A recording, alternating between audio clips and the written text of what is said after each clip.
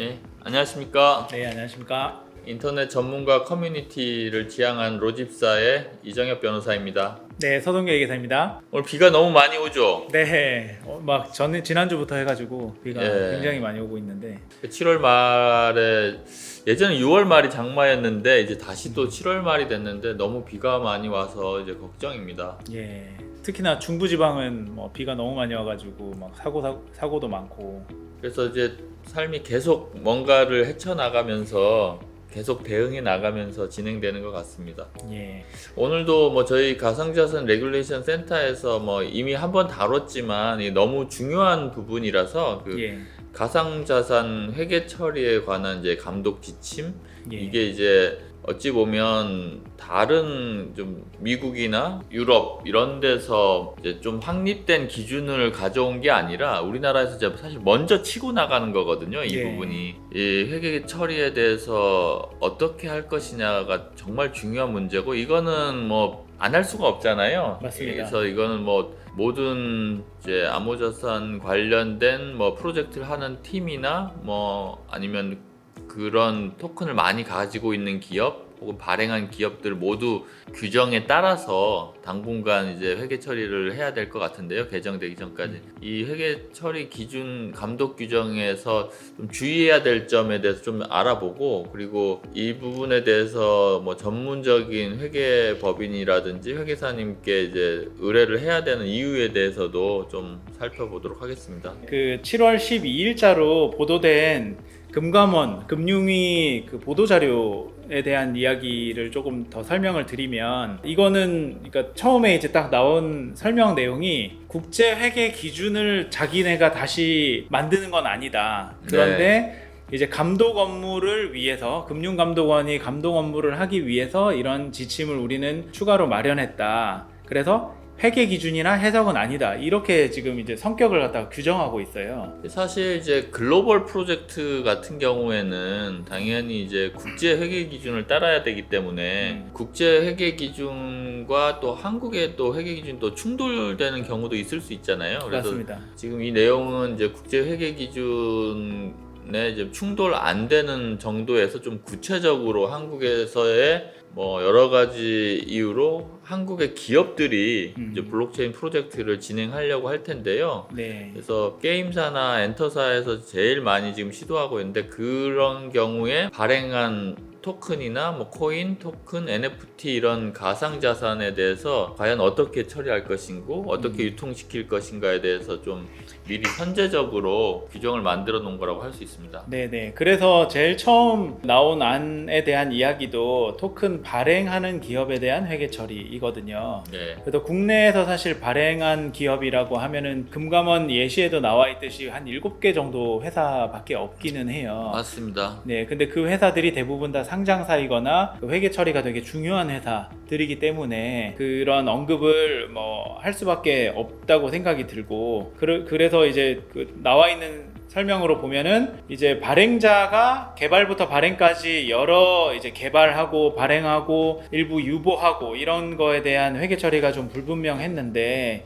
이런 부분들을 이제 발행자가 부여한 의무 뭐 예를 들면은 뭐 어떤 토큰을 주기로 했다든지 아니면 어떤 플랫폼을 만들기로 했다든지 아니면은 그 플랫폼을 만든 이후에 어떤 뭐 추가적인 서비스를 하기로 했다든지 이런 여러 가지가 의무가 이행된 시점에 손익을 인식하라 라는 거고 그 발생하는 원가의 경우에도 모두 다 자산화 처리할 수 없고 그 중에 자산으로 처리할 수 있는 것과 아닌 것을 구분하라 이렇게 지금 뭐 크게는 얘기를 하고 있거든요.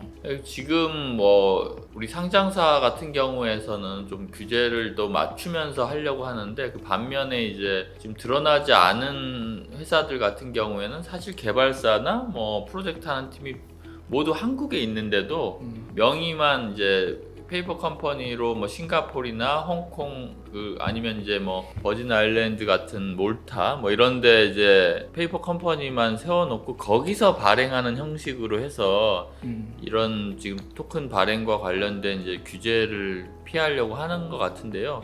사실 실제 토큰 발행이라든지 뭐 유통과 관련된 마케팅이라든지 이런 게 모두 다 한국에서 이루어지고 있기 때문에 네네. 이런 부분에 대해서는 그게 밝혀진다면 이제 명의가 싱가포르 법인이든 아니면 뭐 몰타나 이런 데 법인이든 한국에서 영업을 하고 있다면 이 지금 해당 감독 규정에 따라서 뭐 회계 처리를 해야 되는 것도 좀 생각해 볼 수가 있겠네요. 네, 뭐 예를 들면 그러니까 국내 상장사가 외국에 있는 어떤 재단이라는 그 법인을 또 만들고 그 법인이 발행을 하고 네. 그 발행을 한 그 일부 자산을 이 상장사로 다시 이전을 시키는 경우 네. 그러면은 이 상장사는 발행은 자기가 하지 않았지만 코인의 대다수의 물량을 자기가 가지고 있는 경우이거든요. 네. 그러면은 이 상장사 입장에서는 이 가상자산을 보유하고 있는 것에 대한 회계 처리를 해야 되고, 그럴 때 그러면은 시가가 있는 경우와 없는 경우를 좀 다르게 볼 수 있고,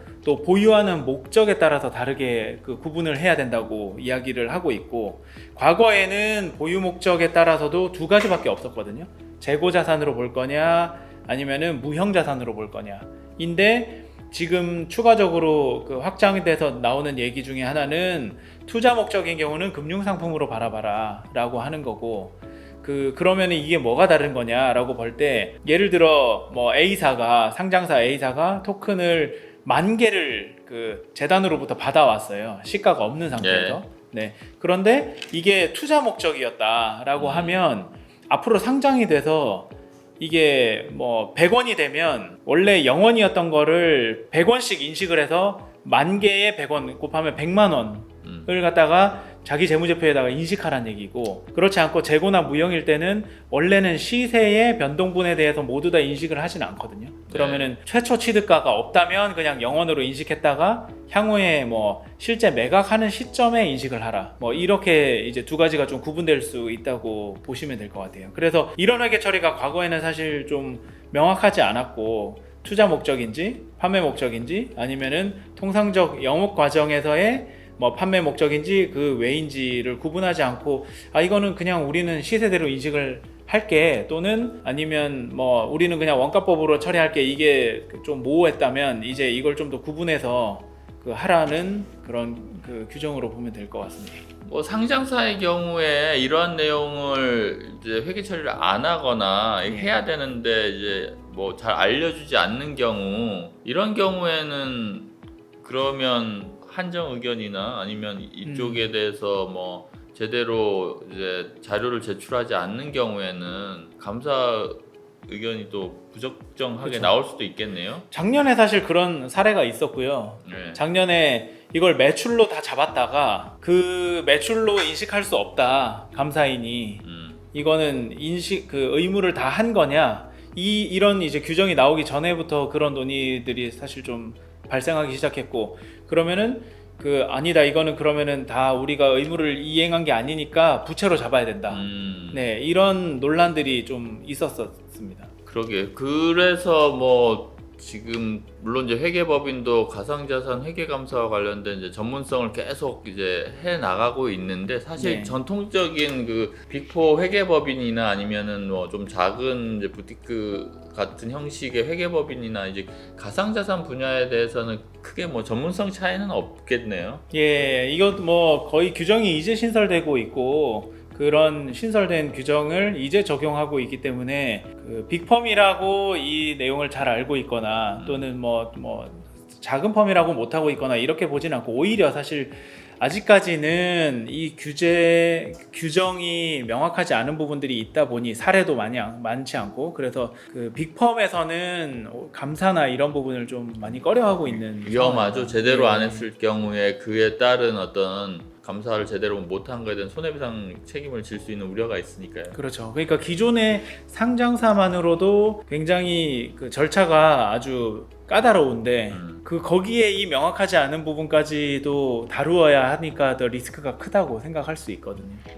그래서 뭐 저희 그 로집사 세무회계에서는 이쪽에 이제 가상자산과 이제 블록체인 분야의 잠재력을 보고, 그리고 뭐 기업이나 아니면 이제 개인 사업자라고 하더라도 그 회계 처리와 이제 세무 처리에 대해서 지속적인 전문성을 쌓아가려고 하고 있습니다. 그래서 이 부분에 대해서 지금 어떻게 해야 될지 모르시는 분들은 저희 이제 자막으로 뭐 저희 전화번호가 나갈 텐데요. 전화 주시면 친절하게 상담해 드리도록 하겠습니다. 네. 추가적으로 이제 여기 꼭 이 부분은 이거는 알고 있어야 된다. 블록체인 네. 프로젝트를 하는 팀에서는 이걸 알고 있어야 되고 이거에 대해서 좀 잘 아는 회계법인이나 회계사님께 맡겨야 된다라고 하는 부분이 있을까요? 제일 사실 이거는 이제 다른 계정에서도 비슷하게 적용되는 부분이긴 한데 공정가치 측정 이 부분은 굉장히 좀 재무제표상으로도 숫자를 많이 변화시킬 수 있는 그런 그 요소가 되거든요. 네, 그렇죠. 그러니까 뭐 예를 들면은 지금 국내에는 상장 안 돼 있는데 해외만 상장돼 있는 그런 이제 가상자산을 보유하고 있다. 이런 경우에 그렇죠. 이거 그럼 공정가치 뭐로 볼 거냐? 그리고 또 내가 들고 있는 그 아까 이제 사업 목적이 무엇냐에 따라서 이거를 그럼 공정가치 측정을 할 거냐 말 거냐. 네, 이런 판단이 굉장히 재무제표의 표시를 많이 이렇게 변화시킬 수 있거든요. 예를 들면은 진짜 들고는 있고 해외에는 상장돼 있는데 보니까 이 물량을 풀면 완전 가격이 뭐 엄청나게 떨어질 거다라고 생각하면 그 지금 해외에서 거래되고 있는 단가 곱하기 수량을 우리 재무제표에 인식하면 안 되거든요. 네네. 네, 완전 왜곡된 숫자가 나올 수 있는 거죠. 네, 그래서 그런 판단을 할 때 사실 전문가와 이 금감원의 지침을 어떻게 그러면 반영할 것인지에 대한 좀 논의가 아주 깊이 있게 필요하다고 봅니다. 그 위메이드 같은 경우에는 이제 예. 전혀 이제 위믹스를 어떻게 해야 되는지 모르는 상황에서 그렇죠. 그러니까 싱가포르 법인인 이제 그 당시에 이제 위메이드 트리였죠. 네. 위메이드 트리에서 위믹스를 발행하고 그 이후에 이제 위메이드랑 이제 합병을 하고 나서 위메이드가 가지고 있는 위믹스가 올라가면서 사실 위메이드 주가도 10배 이상 올랐거든요. 맞습니다. 네. 그래서 뭐 자산 가치가 올랐고 그리고 또 더더욱이 이제 중요한 건 그 사실 이제 공시 규정이 없었기 때문에 위메이드에서 그 위믹스 자산을 팔아서 그 자금으로 여러 가지 그 게임사를 M&A를 많이 M&A를 했죠. 했죠. 근데 네. 이제 그 뒤따라서 한 것 중에 지금 뭐 컴투스가 FTX에 상장했다가 지금 어떻게 될지 모르겠는데 컴투스의 이제 자산이라든지 아니면 네오위즈, 네. 넷마블 이런데 게임 회사들이 그 위메디의 성공을 보고 다 본인들이 이제 비슷하게 가상자산을 발행했거든요. 네. 근데 대부분의 가상자산이 이제 해외에 이제 발행을 처음엔 됐었고, 그렇죠. 근데 또 이건 좀 약간 새끼로 새는데 여기는 되게 웃긴 게 해외에 발행됐다고 해가지고 국내에 상장되지 못하는 법이 없거든요. 맞습니다. 어떤 경로든지 그 다시 상장될 수 있는 거죠. 자산을 일부만이라도 거래소에서 뭐 거래할 수 있다면 그냥 상장시켜 버립니다. 그렇죠. 그래서 재단에서는 국내 거래소 상장시키기 싫은데 상장이 되는 경우도 그렇죠. 왕왕 있습니다. 네네네. 그러니까 그런 경우에 그러면 이제 거래되고 있어서 사실은 언제든지 또 사실은 팔 수가 있는데 가치가 맞습니다. 없는데 뭐 팔 수가 있는지. 그렇죠. 공정 가치가 또 생긴 게 맞느냐? 네, 맞습니다. 네, 그러면은 나머지 보유하고 있는 물량 아니면 유통되지 않은 물량도 이 시가를 기준으로 평가하는 게 맞느냐? 네, 이걸 가지고 평가해 보면 사실 뭐 말도 안 되는 숫자가 나오기도 하거든요. 막 그렇죠. 수천억, 막 뭐 조단위 막 조단위가 이렇게 나오죠. 예, 그때 예, 이제 예. 재밌었던 게 이제 위믹스는 뭐 거의 뭐 한 5조 정도 되는데 그러니까요. 위메이드 본사는 한 1조 안 되는 그러니까요. 그런 경우가 예, 있었죠. 그러면은 과연 이 물량을 진짜로 시장에 다 풀었을 때도 그런 가격을 유지할 수 있냐라는 이 부분은 사실 굉장히 그 공정 가치에 감안해야 되는. 네. 그러니까 기업 가치가 그거에 따라서 너무나 이제 밸류에이션이 달라지기 달라질 수 때문에 있죠. 뭐 네. 예컨대 뭐 채권 발행을 하거나 아니면 뭐 유상증자를 하거나 뭐 합병을 하거나 다양한 자본시장법의 적용에 있어서 너무 이제 중요한 이제 가치평가의 이제 차이가 나오기 때문에 그 네. 회계 처리가 되게 중요할 것 같습니다. 예, 그래서 이 공정가치 측정에 대한 고려사항의 개선 방안으로도 지금 딱 명확하게 하나를 규정하지 못하고 분류나 거래 상황 등을 고려해서 그 상황을 명확히 하고 그 얼마로 가치를 부여할 거냐에 대한 그 근거를 마련해라 이렇게 이야기를 하고 있거든요. 그러면서 굉장히 많은 얘기가 나오고 있어요. 뭐 정상 거래일 거냐 아니면은 뭐 무형자산으로 볼 거냐 뭐 이런 여러 가지들을 사실 그 개별적인 상황들을 저희가 분석해서 또 그거에 대한 근거를 마련해야 된다. 예, 맞습니다. 그래서 향후에 뭐 어떤 뭐 사채를 발행한다거나 아니면 유상증자의 계획이 있거나 뭐 이런 걸 다 감안을 해서 회계 처리를 하는 게 또 되게 중요할 것 같고요. 그래서 네네. 이 부분은 뭐 지금 블록체인과 관련된 프로젝트 하는 기업의 뭐 회계 담당자분이 뭐 물론 아시고는 계시겠지만 혼자서 할 수 있는 부분은 아니고 전문가와의 상의를 통해서만 좀 안정적으로 그 회계 처리를 할 수 있지 않을까 생각해 보고 있습니다. 그래서 네네네. 이 방송 보시는 분은 뭐 아시겠지만 저희한테 연락 주시면 뭐 저희가 이제 가상자산의 생태계에 또 여러 가지 그 좀 기여를 하고 싶은 면도 있고 또 뭐 비즈니스를 하려는 것도 있으니까 연락 주시면 저희가 친절하게 상담해 주실 거죠. 네네네네. 네. 그리고 오늘 이거 설명하는 이 그 자료도 저희가 그 링크를 저희 네. 그 영상 밑에다가 더 달아드리고 또 보실 수 있게. 예, 그렇게 너무 하겠습니다. 저는 개인적으로 이제 이쪽에 계신 분들이 다 뭐 조만간이라고 하는데 하여튼 그게 10년이 될지 5년이 될지 모르는데 모든 자산이 토큰화로 갈 거라고 생각을 하거든요. 그 토큰화로 가는 이유는 누구의 자산인지 언제 누구나 뭐 어디서나 그 자산 내역을 볼 수 있다는 것이 가지고 있는 잠재력은 정말 무궁무진합니다. 사실 어느 예를 들면은 뭐 어느 땅이 됐는데 이 땅이 지금 현재 누구 것인지라고 신뢰할 수 있는 장부를 공유한다면 바로 그냥 그 자리에서 거래한다고 하더라도 어떤 특별한 법률적 위험이 없겠죠. 네. 근데 이제 그게 글로벌로 간다고 하면 너무나 이제 거래의 장벽이 없어지는 거고요. 그래서 이쪽에 계신 분들이 다 곧 뭐 주식, 부동산, 뭐 모든 자산이 토큰화 될 거라고 생각하고 있고, 그래서 이제 STO에 대해서도 거는 기대가 큰데 그렇게 토큰화 될 때 가장 또 근본이 되는 게 이제 회계 처리 또 세무 처리인 것 같습니다. 예, 맞습니다. 그래서 그런 부분들 저희도 계속해서 공부하고 또 그 현실의 케이스와 접목해서 또 이렇게 해결을 할 수 있도록 이렇게 도움을 드릴 수 있을 것 같습니다. 예, 꼭 좀 전화 주시고 아니면 댓글로 뭐 이런 경우는 어떻게 하냐고 이제 여쭤봐 주시면 저희가 해드리거나 아니면 좀 더 전문적인 다른 전문가가 필요하면 로집사에서 또 그런 전문가 분과 전화 연결 혹은 줌 연결을 통해서 해결해 드리도록 하겠습니다. 네, 알겠습니다. 네, 감사합니다. 네, 감사합니다.